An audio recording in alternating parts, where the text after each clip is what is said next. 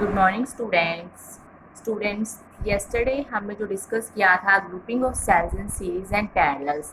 हमने two cells का किया था। टू सेल्स को हम सीरीज में लगाते हैं तो हमारी नेट ईएमएफ क्या होती है, और टू सेल्स को हम पैरेलल में लगाते हैं। जब हम सेल्स को सीरीज में लगाते हैं तो हमारी जो आई थी equivalent EMF that is E1 plus E2 in series.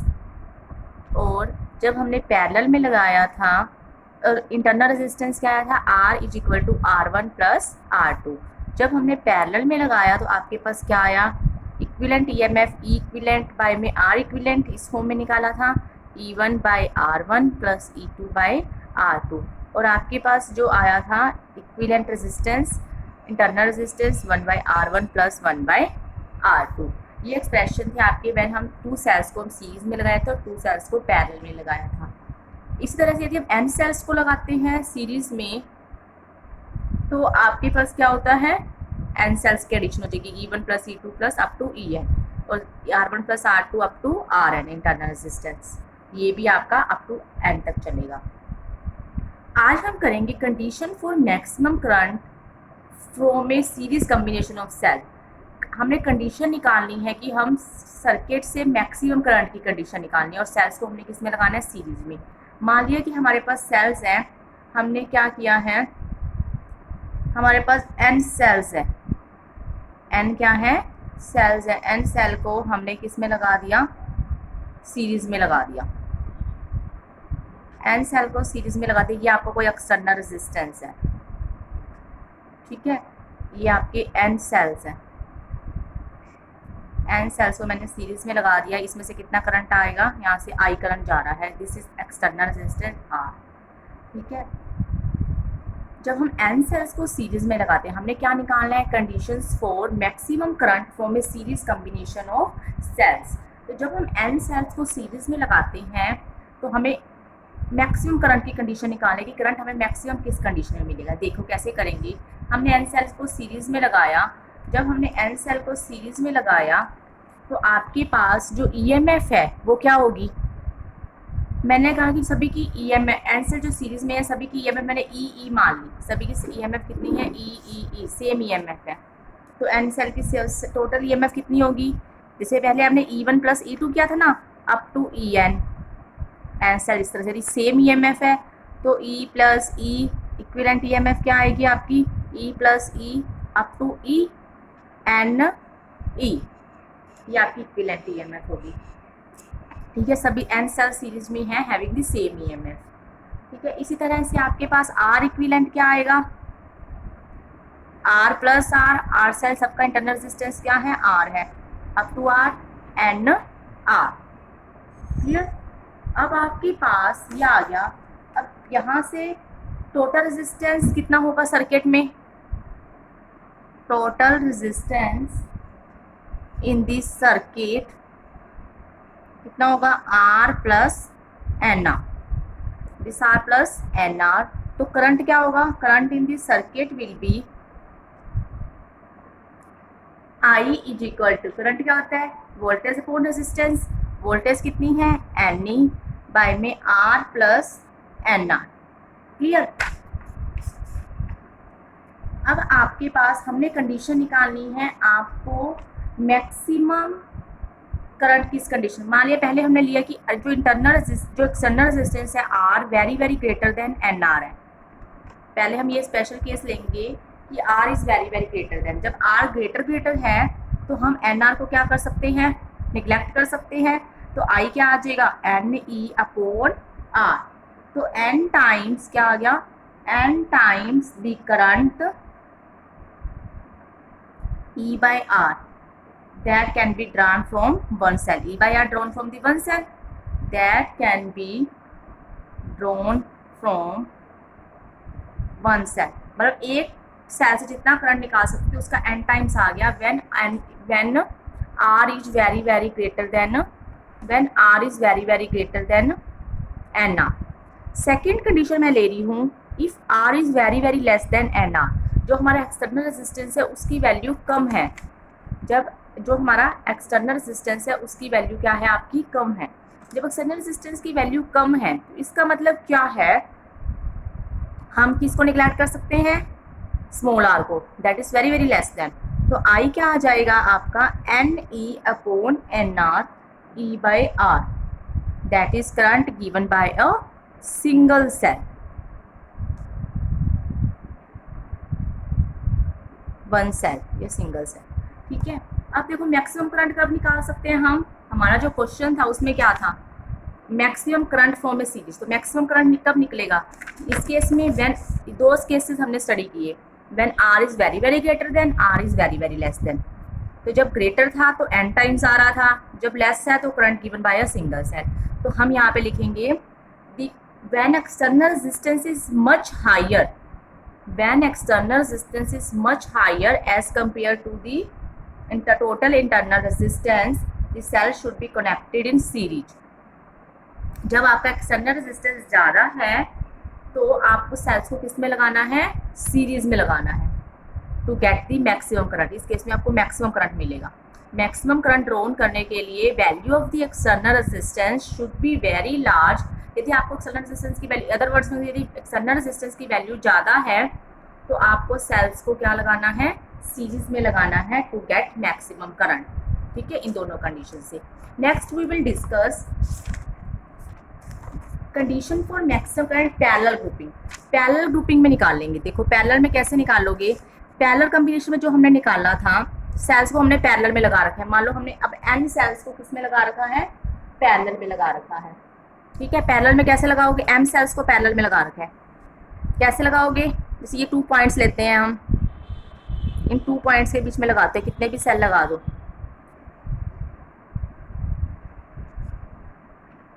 ठीक है, ये इतने काफ़ी सारे सेल यहाँ से हमने लगा रखे, एम सेल्स लगा रखे हैं, और यहाँ से हमने क्या लगा दिया, एक एक्सटर्नल रेजिस्टेंस आर। अब फिर कंडीशन निकालनी है हमने।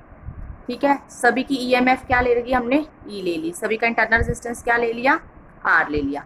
M cells in parallel, M cells parallel में है। कंडीशन निकालते हैं, कैसे निकालोगे, आपके पास क्या आया था, 1/r इक्विवेलेंट, क्या आया था, 1/r1, 1/r plus 1/r up to m times, m cells है तो m टाइम्स आएगा, तो ये क्या हो जाएगा m/r, r इक्विवेलेंट क्या आ जाएगा r/m, ये आ गया आपके पास। टोटल रेजिस्टेंस क्या होगा सर्किट में, वैसे ही टोटल रेजिस्टेंस निकाल लो, total resistance r plus r/m।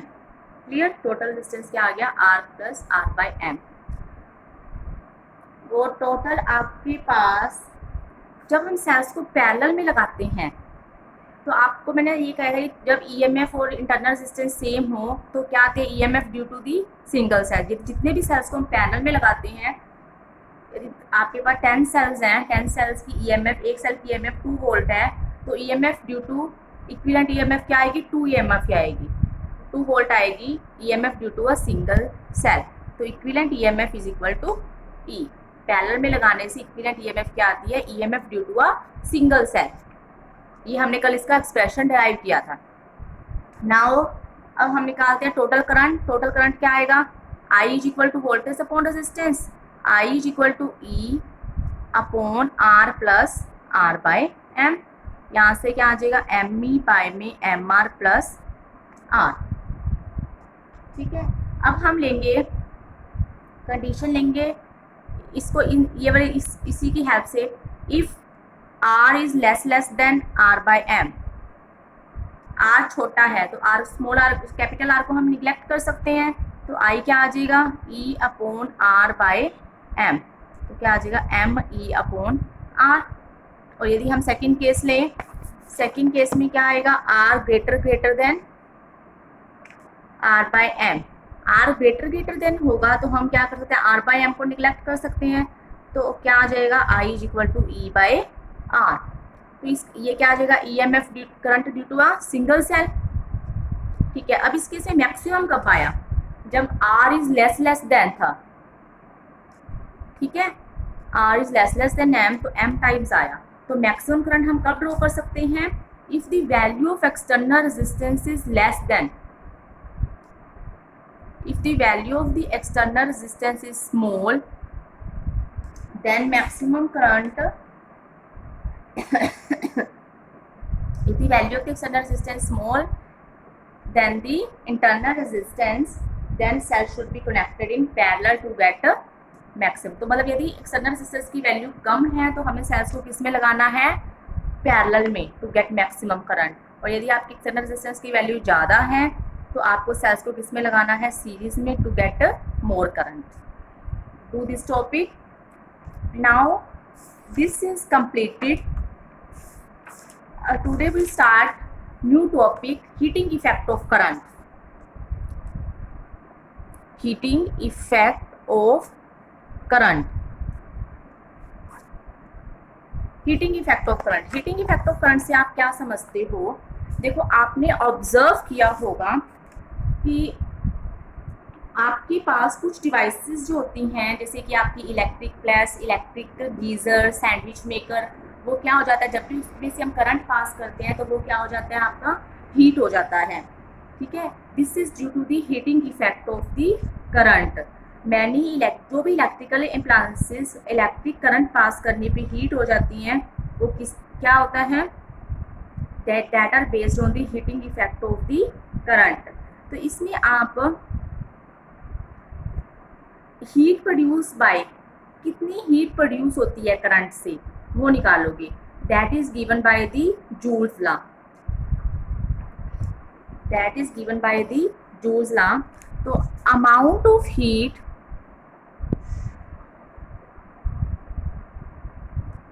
Dissipated in time T. एक कंडक्टर है जिसमें से हम करंट पास कर रहे हैं आई, फॉर ये आपके पास कंडक्टर ले लिया, यहाँ पे एक रेजिस्टेंस लगाया हुआ है आर, जिसमें से हम करंट पास कर रहे हैं 4 टाइम। इसकी वोल्टेज यहाँ पे V दे दिया, जिसमें से हम करंट वोल्टेज V अप्लाई करने से करंट I पास हो रहा है। ठीक है, और करंट पास कर रहे हैं 4 time T। Amount of heat dissipated in time T, heat कैसे लिखोगे, VIT। ठीक है, यहाँ पे V क्या है, जितना हमने वोल्टेज दी है, I क्या है, कितना करंट पास हुआ है, T। इसको हम क्या लिख सकते हैं, VIT जूल। और आपके पास क्या होता है, V इक्वल टू IR होता है, तो यहाँ पे हम पुट कर सकते हैं I स्क्वायर। V को I पुट करो, V को IR पुट करोगे तो क्या हो जाएगा, I स्क्वायर RT। ठीक है, और ये आप इस H is equal to I square RT। इस लो को हम बोलते हैं जूल हीटिंग लो। इस लो को क्या बोलते हैं, जूल हीटिंग लो। ठीक है, इसको हम, ये तो आपका जूल की फॉर्म में है। यदि हमें कैलोरी में चेंज करना हो तो 1 कैलोरी किसके बराबर होती है, 4.2 जूल। 1 कैलोरी क्या होती है, 4.2 जूल। तो यहाँ से कर सकते हैं I स्क्वायर RT बाय में 4.2 कैलोरी की फॉर्म में, इसको भी लिख सकते हैं। क्लियर। तो इस लॉ के according heat produced in a resistor is directly proportional to the square of current for a given R, directly proportional to the resistance for a given I and inversely proportional to the किसी भी form में लिख सकते हैं आप। ठीक है, तो आपको ये करना है, this is the joule heating law. Next आपके पास है electric power. Electric power heat किस फॉर्म में होती है, वर्क डन की फॉर्म में, तो इसको W भी लिख सकते हैं। नेक्स्ट आपने करना है इलेक्ट्रिक पावर।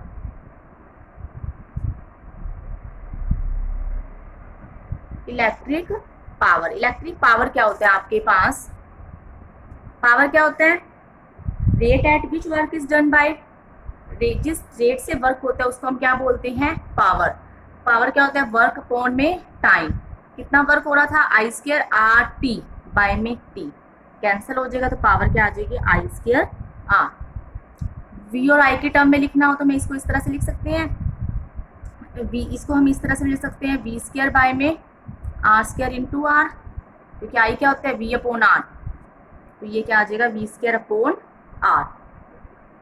ठीक है, या मैंने P equal to W upon T लिखा, तो यहाँ से क्या होता है, ये आपके पास W क्या था, VIT था, अभी हमने क्या था, H VIT, तो यहाँ से क्या आ जाएगा, V इंटू I। तो पावर की कितनी फॉर्म होगी, एक तो VI लिख सकते हैं, एक V स्क्वायर बाय R लिख सकते हैं, एक I स्क्वायर बाय R। ये तीनों सेम ही है, किसी भी I को V अपॉन R पुट करेंगे तो V स्क्वायर बाय R आ जाएगा, V को I अपॉन R पुट करेंगे किसी भी फॉर्म में, ये डिपेंड करेगा कि आपको क्वेश्चन में क्या गिवन है, न्यूमेरिकल प्रॉब्लम है। यदि वोल्टेज और करंट गिवन है तो आपको इसका यूज़ करना है, आप एक याद रख लेना, दूसरा इसी से निकाल सकते हो। ये जो वैल्यू गिवन है आपको उस फॉर्मूले को यूज़ करके डायरेक्टली भी पुट कर सकती हो। इलेक्ट्रिक पावर की यूनिट क्या होती है? वोल्ट। इलेक्ट्रिक पावर की जो यूनिट होती है वो क्या होती है? वोल्ट। पावर आपके पास क्या होती है? 1 वोल्ट कब होगी? डिफाइन 1 वोल्ट जब आपका 1 सेकंड में वर्क की कितने क्या यूनिट होते हैं? जूल। टाइम के सेकंड। यदि 1 सेकंड में आपके पास कोई किसी भी इलेक्ट्रिक अप्लायंसेस में 1 जूल एनर्जी कंज्यूम होती है तो हम पावर को क्या कहते हैं? 1 वोल्ट। रीड डेफिनेशन यही है कि 1 सेकंड में यदि 1 जूल एनर्जी कंज्यूम होती है तो पावर क्या होती है? 1 वोल्ट। और दूसरी बिगर यूनिट्स कौन सी होती हैं आपकी? मेगावोट। मेगावोट क्या होता है? 10 की पावर 6 वोट। और भी बिगर यूनिट किलोवोट। किलोवोट क्या होती है? 10 की पावर 3 वोट। ठीक है। एक कमर्शियल यूनिट जो यूज करते हैं हम वो क्या होती है आपकी? Horse power. और 1 हॉर्स पावर होती है 746 वोट। ये लर्न करना है कि 1 यदि क्वेश्चन में आपको हॉर्स पावर में दे रखा है तो हम उसको चेंज कर सकते हैं वोट में by multiplying with the 746।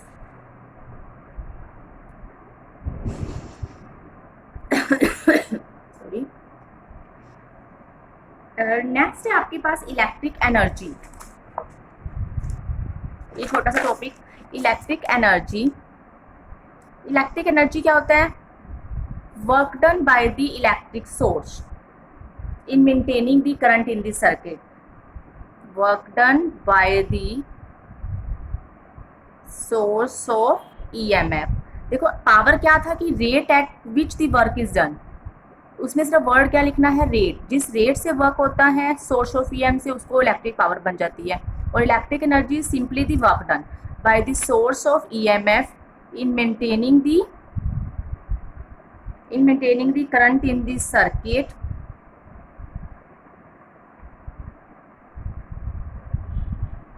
is called for a given time is called electric energy। तो वर्क क्या आया था आपका? आपने अभी किया power is equal to work upon time, तो वर्क क्या होगा? Power into time. पावर क्या था? V into I T. तो पावर वर्क डन क्या आ गया? VIT या I स्क्वायर RT, ये जूल।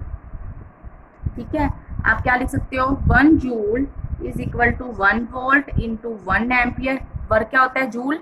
वोल्ट के 1 वोल्ट, आई के 1 एम्पियर, टाइम के 1 सेकेंड। ठीक है। तो यहाँ से वोल्ट इंटू एम्पियर क्या होगा? 1 वोल्ट इंटू 1 सेकेंड। तो हम इसको यही सिंपली भी लिख सकते थे 1 जूल इज इक्वल टू क्या होता है? 1 volt into second. 1 joule is equal to 1 volt into 1 second. ये याद रखना, ये पहले से एक्सप्रेशन से भी लिख सकते हो कि ये इसके जूल होते हैं और पावर के वोल्ट इंटू 1 सेकेंड। हमारे घरों में जो पावर सप्लाई आती है वो किस फॉर्म में आती है? जैसे कि मान लो कि हम कहते हैं कि हमारे कितने यूनिट्स कंज्यूम हुए हैं, 1 यूनिट, 2 यूनिट, 3 यूनिट। तो 1 यूनिट का मतलब होता है 1 किलोवाट आवर। ठीक है। जितने भी यूनिट कंज्यूम होंगे, 200 यूनिट कंज्यूम हुआ तो इसका मतलब क्या है? 200 यूनिट की बात करें तो वो आपकी क्या आएगा? 200 किलोवाट आवर। इसका मतलब क्या है कि 1 घंटे में हमने कितने यूनिट कंज्यूम किए हैं? 200 किलोवाट। और ये 1 घंटे में 1 किलोवाट। ठीक है। तो इसके अकॉर्डिंगली आपकी क्या आते हैं? इलेक्ट्रिकल सप्लाई है ये यूनिट। यूनिट का मतलब ही क्या है? 1 किलोवाट। तो आप कैसे निकालोगे? देखो 1 किलोवाट आवर। 1 किलोवाट आवर किसके यूनिट है? देखो 1 किलोवाट, यहाँ पे आपका वोट था, मैंने यहाँ पे 1 किलोवाट लगा दिया और सेकंड की जगह मैंने आर लगा दिया। तो ये क्या किसके यूनिट होंगे? एनर्जी के। जूल किसका यूनिट था? एनर्जी का। तो 1 kilowatt our is the commercial unit of the energy. तो 1 किलोवाट आवर किसके बराबर आएगा? हम देखते हैं इसको। 1 kilowatt hour, 1 kilowatt hour 1000 watt. पहले मैं इसको ऐसे लिख देती हूँ, 1 kilowatt hour 1 kilowatt multiply 1 hour. Kilowatt में 1000 वॉट होगा, इसमें कितने होंगे 3600 सेकेंड, सेकेंड में चेंज कर लिया तो ये कितना आ जाएगा 3.6 इंटू 10 की power 6 vote into second. 3.6 into 10 की power 6 joule. Vote into second किसके बराबर था, जूल के बराबर। तो 1 किलोवाट आवर में इतनी जूल एनर्जी होती है, 3.6 इंटू 10 की पावर 6 जूल एनर्जी। ठीक है, तो ये आपको 1 किलोवाट आवर और जूल में रिलेशन याद करनी है। ठीक है, today we will discuss heating effect of current and condition for maximum current. Do this topic in notes. Thank you students.